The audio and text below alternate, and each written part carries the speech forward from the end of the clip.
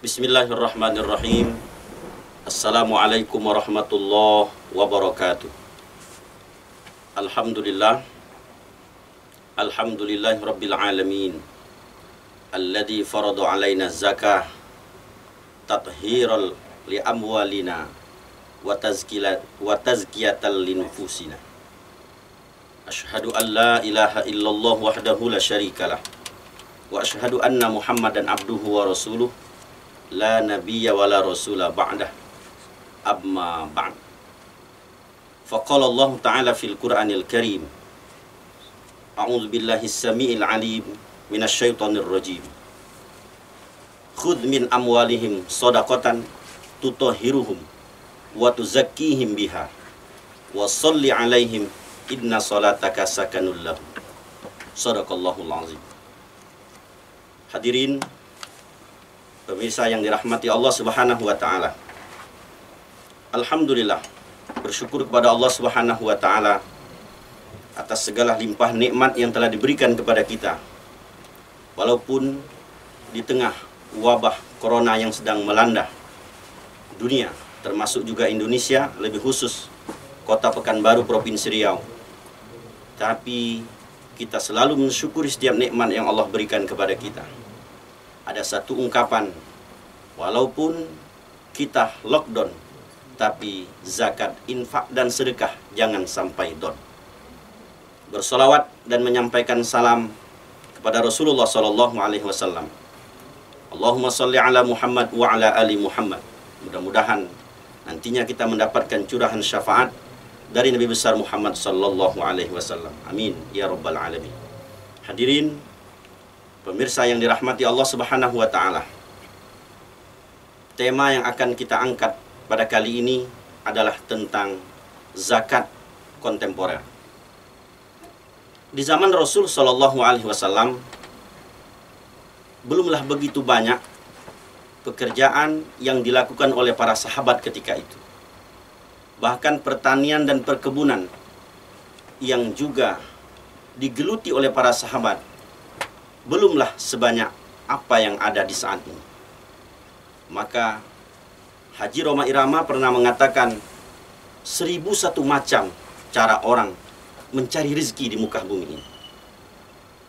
Zaman sekarang, karena sudah begitu canggih informasi dan teknologi, maka berbagai macam pekerjaan yang bisa digeluti oleh orang, termasuk di dalamnya kaum muslimin dan muslimat. Kalau kita lihat di zaman Nabi, perkebunan paling ada kebun kurma, gandum. Kemudian di zaman sekarang bukan hanya kurma dan gandum saja. Bahkan di Indonesia sudah ada pertanian yang kita kenal dengan pertanian sawah, padi, palawija dan lain sebagainya. Dalam bentuk perkebunan di zaman Nabi tidak ada orang punya kebun karet, belum ada orang punya kebun sawit, tapi sekarang masyarakat kita terutama di Indonesia yang mayoritas perkebunan masyarakat kita adalah perkebunan sawit dan karet. Lalu muncul pertanyaan, apakah yang tidak ada di zaman Nabi lalu tidak ada zakatnya? Tentu jawabannya tidaklah seperti itu. Sebab fikih itu artinya berkembang. Kemudian profesi orang, di zaman Nabi sudah ada tabib yang kita kenal dengan istilah dokter. Tapi dokter di zaman Nabi sifatnya sosial. Lalu dokter yang ada sekarang ini luar biasa penghasil mereka. Dokter spesialis misalnya, kalaulah satu hari dia bisa menangani pasien sampai 10 orang, bahkan sampai 20 orang. Kalaulah satu kali pasien menghadap kepada dokter itu biayanya 200.000, kali 10 sudah 2 juta. Kali 20 sudah 4 juta satu hari yang didapatkan oleh seorang dokter. Kemudian seorang guru, seorang dosen, dia mengajar di berbagai universitas, di berbagai institusi. Kemudian seorang guru mengajar di berbagai pendidikan, sekolah, madrasah dan lain sebagainya. Kemudian oleh pemerintah, di mana seorang guru dan dosen ada tunjangan khusus. Kalau dosen yang kita kenal dengan Serdos, sertifikasi dosen, dan guru ada juga sertifikasi gurunya. Penghasilan-penghasilan seperti ini profesi-profesi seperti ini tidaklah ada di zaman Nabi Muhammad sallallahu alaihi wasallam. Maka di era globalisasi seperti ini muncul pertanyaan, apakah sahabat-sahabat kita kaum muslimin yang punya profesi seperti ini bebas dari zakat? Tentu jawabannya tidak. Oleh karena itu, dalam Al-Quran, Quran surat At-Taubah, surat Al-Baqarah, pada ayat 267, Allah Subhanahu wa taala berfirman, A'udzu billahi minasyaitonir rajim.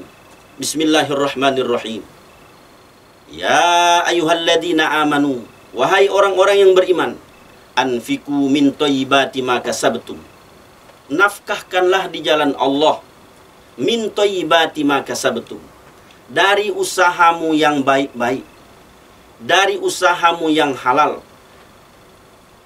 Wa mimma akhrajna lakum minal ard, dan juga nafkahkanlah di jalan Allah dari apa saja yang keluar, yang tumbuh dari permukaan bumi ini. Hadirin, pemirsa yang dirahmati Allah Subhanahu wa taala. Begitu jelas dalam ayat ini Allah Subhanahu wa taala memanggil dan memerintahkan kepada orang-orang yang beriman, wahai orang-orang yang beriman, nafkahkanlah di jalan Allah. Kalaulah nafkah di jalan Allah itu yang sifatnya wajib, inilah yang kita kenal dengan zakat. Nafkah yang hukumnya adalah sunnah, itulah infak dan sedekah. Maka profesi seperti guru, profesi seperti dokter, profesi seperti insinyur, itu adalah sebuah jenis pekerjaan yang masuk kategori min thayyibati ma kasabtum. Usaha yang baik, profesi yang baik. Maka ketika mendapatkan hasil dari profesi tersebut, Allah Subhanahu wa taala mewajibkan kepada orang tersebut, anfiqu min thayyibati ma kasabtum. Jika sudah sampai nisabnya, dia keluarkan zakat. Jika belum sampai nisabnya, tentu infak dan sedekah. Kemudian dalam ayat ini juga Allah Subhanahu wa taala mengingatkan kita, wa mimma akhrajna lakum minal ard, dan dari apa saja yang Allah tumbuhkan, Allah keluarkan dari muka bumi ini, dari tanah, dalam bentuk pertanian dan perkebunan. Sebagaimana di awal kita sampaikan, masyarakat Indonesia, khususnya masyarakat Kota Pekanbaru, Riau secara umum, masyarakat kita banyak yang punya kebun, bahkan puluhan, ratusan hektar. Lalu dari hasil perkebunan tersebut, kalaulah dihitung, ternyata sudah sampai nisabnya, maka keluarkanlah zakat dari perkebunan tersebut. Hadirin, pemirsa yang dirahmati Allah Subhanahu wa taala, berapa nisabnya? Untuk pertanian dan perkebunan, memang kalau kita lihat dalam beberapa hadis Rasul sallallahu alaihi wasallam, apabila perkebunan tersebut maupun pertanian tersebut melalui air hujan, maka al-ushru, 1/10 mesti dia keluarkan dari penghasilannya.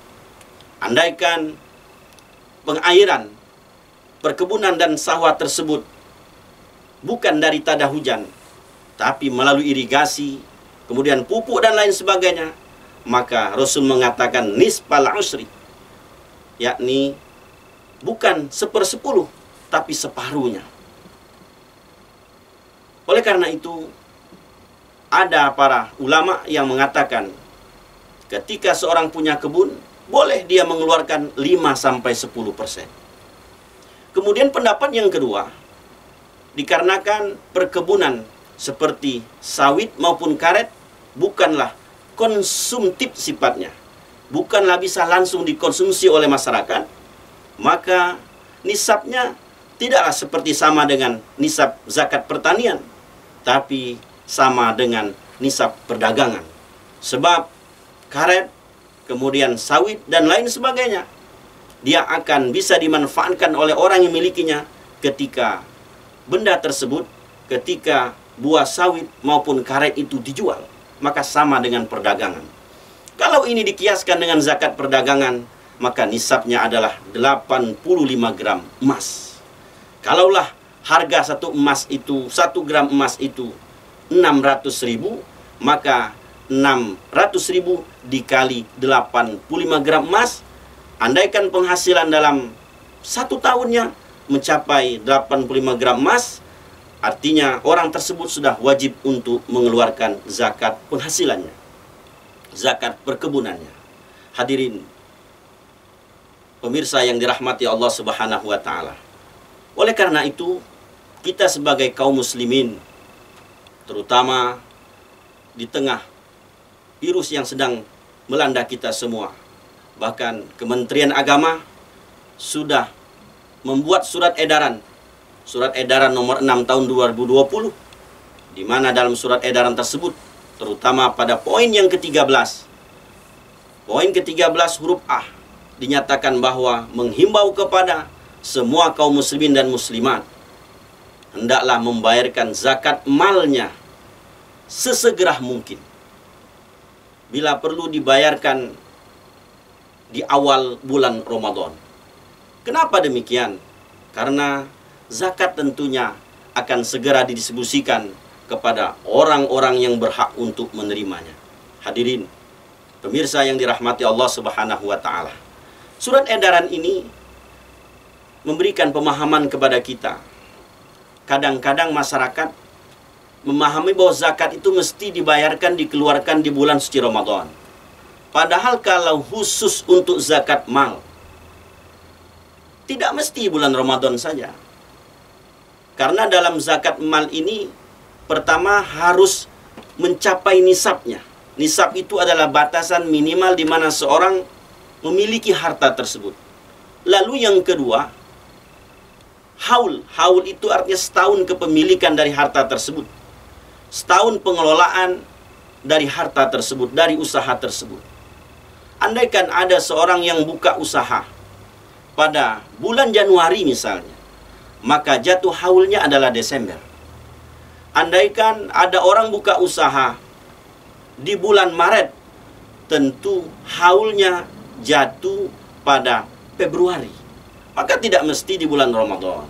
Tapi yang menjadi tradisi kita terkadang, karena bulan Ramadan ini adalah bulan yang mulia, semua amalan akan Allah lipat gandakan. Yang sunnah nilainya sama dengan pahala yang wajib pun bahkan Allah lipat gandakan. Oleh karena itu, kaum muslimin dan muslimat termotivasi untuk membayar zakatnya, apalagi zakat mal di bulan Ramadan yang diiringi dengan zakat fitrah. Hadirin pemirsa yang dirahmati Allah Subhanahu wa taala, sesungguhnya sekali lagi kita tekankan bahwa haul itu tidaklah semua orang haulnya terhadap usaha dan harta yang dia miliki tersebut jatuh di bulan Ramadan. Tapi andaikan ada orang yang tetap juga mau membayarkan karena motivasi Ramadan ini luar biasa, silakan saja untuk dibayarkan di bulan Ramadan.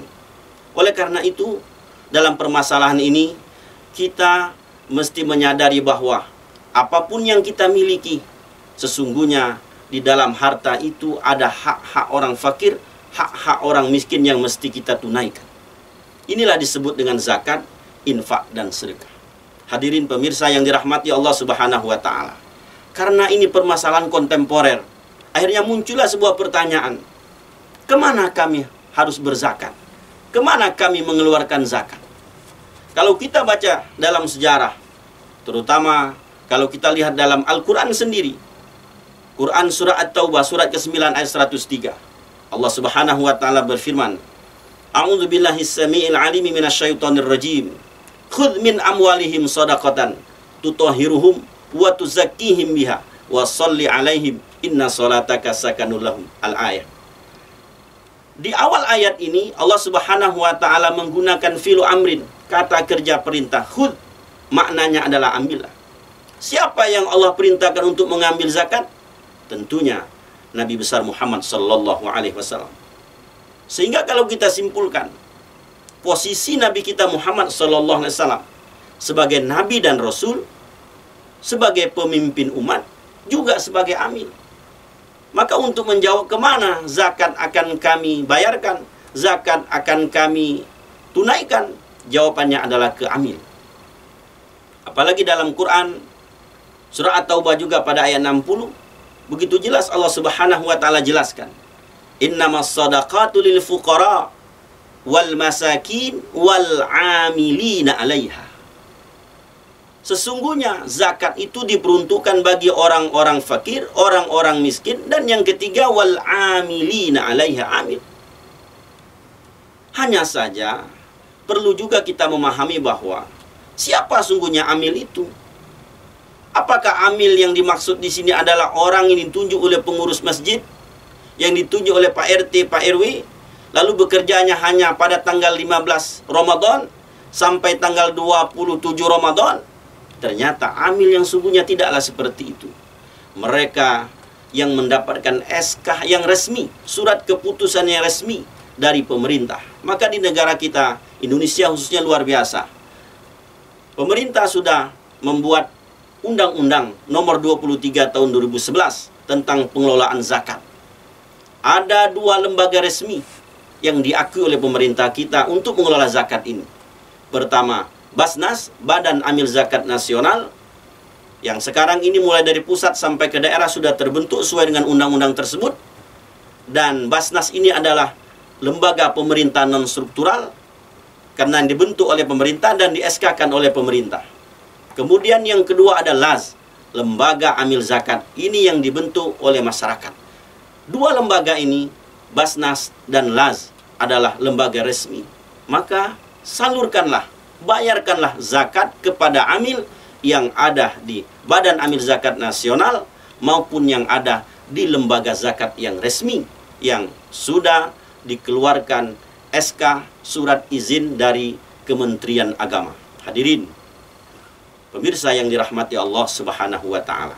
Sehingga kalau kita simpulkan, zakat yang benar itu adalah kepada lembaga, melalui amil yang ada di lembaga berdasarkan ayat. Di Indonesia sesungguhnya sudah berjalan ketika Kiai Haji Ahmad Dahlan, pendiri Muhammadiyah, meninstruksikan kepada semua warga Muhammadiyah untuk membayarkan zakatnya ke Lazizmu, lembaga amil zakat infak sedekah Muhammadiyah. Artinya ketika itu tokoh Indonesia ini, pencetus dan pendiri Muhammadiyah ini sudah menerapkan apa yang ada dalam Al-Quran. Kemudian kalau kita baca dalam sejarah, karena negara kita begitu lama dijajah oleh penjajah, baik itu Belanda, Jepang, dan lain sebagainya, mereka tidak ingin sesungguhnya dana zakat, dana umat yang terkumpul begitu banyak lalu dikelola dengan baik. Maka kalau ini terjadi, tentu umat Islam yang ada di Indonesia tidak lagi susah, tidak lagi miskin. Mereka akan kaya dan mereka akan berpendidikan. Maka politik penjajah ketika itu untuk memecah belah kita, akhirnya banyak orang berzakat, di mana mereka membayarkan zakatnya secara langsung kepada orang-orang fakir, kepada orang-orang miskin. Padahal sekali lagi, dalam Al-Quran tidak ada perintah untuk membayar zakat secara langsung. Kemudian kalau kita lihat dalam hadis Rasul Sallallahu Alaihi Wasallam, di mana ketika Rasul Sallallahu Alaihi Wasallam mengutus Mu'adz bin Jabal ke Yaman, apa yang Rasul sampaikan? Ya Mu'adz, fa'limhum, wahai Mu'adz, ajarkan, sampaikan kepada orang-orang Yaman, annallaha, sungguhnya Allah, qad iftarada alaihim sadaqah, mempardukan kepada orang-orang Yaman, di mana pardu tersebut itulah dikenal dengan zakat. Mempardukan zakat, mewajibkan zakat. Tu'khadhu min agniyaihim, engkau pungut, engkau ambil ya Mu'adz dari orang-orang kaya yang ada di Yaman, faturaddu ala fuqaraihim, lalu engkau distribusikan, engkau bagikan kepada orang-orang fakir, orang-orang miskin yang ada di Yaman. Maka jelas dalam ayat Quran surah At-Taubah surat ke-9 ayat 103 dan hadis Rasul SAW yang kita bacakan barusan tadi menyatakan bahwa Mu'adz bin Jabal sebagai seorang sahabat, sebagai seorang tokoh agama, di mana Rasul perintahkan kepada Mu'adz ketika itu untuk mengambil, memungut zakat dari orang kaya dan membagikannya kepada orang-orang fakir, orang-orang miskin yang kita kenal dengan asnaf yang 8. Artinya Mu'adz bin Jabal bukan hanya sebagai sahabat, bukan hanya sebagai tokoh agama, tapi Mu'adz bin Jabal juga sebagai amil. Hadirin pemirsa yang dirahmati Allah Subhanahu wa taala. Maka kalau kita ingin sesungguhnya berzakat yang benar, berzakat sesuai dengan syariat, tunaikanlah, keluarkanlah zakat melalui lembaga yang resmi, baik kepada Basnas maupun kepada LAZ, lembaga amil zakat yang sudah resmi dikeluarkan surat izin oleh pemerintah kita. Hadirin jamaah pemirsa yang dirahmati Allah Subhanahu wa taala. Selanjutnya, permasalahan zakat kontemporer ini memang menjadi perdebatan. Tapi sungguhnya kalau kita lihat esensi yang ada dalam Quran surat Al-Baqarah pada ayat 267 yang kita bacakan di awal, tidaklah ada perbedaan, tidaklah ada perdebatan, karena zakat itu hukumnya wajib. Tapi kita perlu menyadarkan kepada masyarakat kita, jangan sampai mereka menunaikan zakat belumlah sesuai dengan syariat, yakni mereka menunaikan zakat secara langsung. Kita ingin dana zakat ini dikelola dengan baik, sehingga bisa mengentaskan yang namanya kemiskinan, dan bisa meratakan dalam pendistribusikan kepada orang-orang yang berhak menerimanya. Kalaulah kita berikan secara langsung, maka tentunya tidak akan ada pemerataan. Di samping itu tidak akan bisa juga mengentaskan kemiskinan.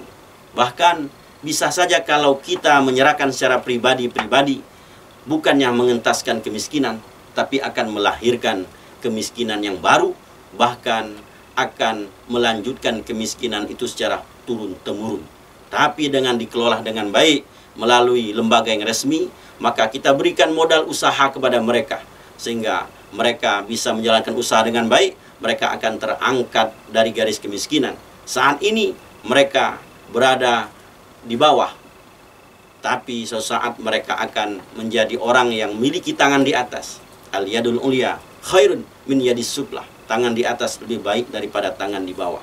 Kemudian bisa juga kita bantu melalui dunia pendidikan. Bahkan kalau di Basnas Provinsi Riau, kita punya program satu keluarga, satu sarjana. Satu keluarga, SK, SS, satu keluarga, satu sarjana. Dari keluarga orang miskin, kita berharap ada di antara anaknya yang bisa sarjana. Kalau mereka sudah bisa menyelesaikan studi S1 menjadi sarjana, maka setidaknya mereka akan mendapatkan pekerjaan yang layak. Ketika mendapatkan pekerjaan layak, tentunya akan juga mendapatkan penghasilan yang layak, bisa menghidupi dirinya dan keluarganya. Maka akan terangkatlah harkat dan derajat mereka, keluarlah mereka dari kemiskinan. Maka dengan program satu keluarga satu sarjana ini, kita berharap orang-orang tak mampu, orang-orang duafa, ada dari keluarga mereka bisa mengangkat harkat martabat keluarga mereka, baik dari aspek ekonomi maupun lain sebagainya. Mudah-mudahan ini bisa kita pahami bersama, sehingga luar biasa pengumpulan zakat ini jika memang terkoordinir dengan baik, terkelola dengan maksimal. Tapi yang jadi masalah, masyarakat kita masih juga ada yang membayarkan zakatnya secara langsung. Maka kita himbau, marilah betul-betul kita optimalisasikan pengumpulan zakat ini, walaupun ASN melalui instruksi Pak Gubernur Riau yang terhormat Bapak Haji Samsuar MSI, pengumpulan zakat sudah luar biasa melalui ASN ini.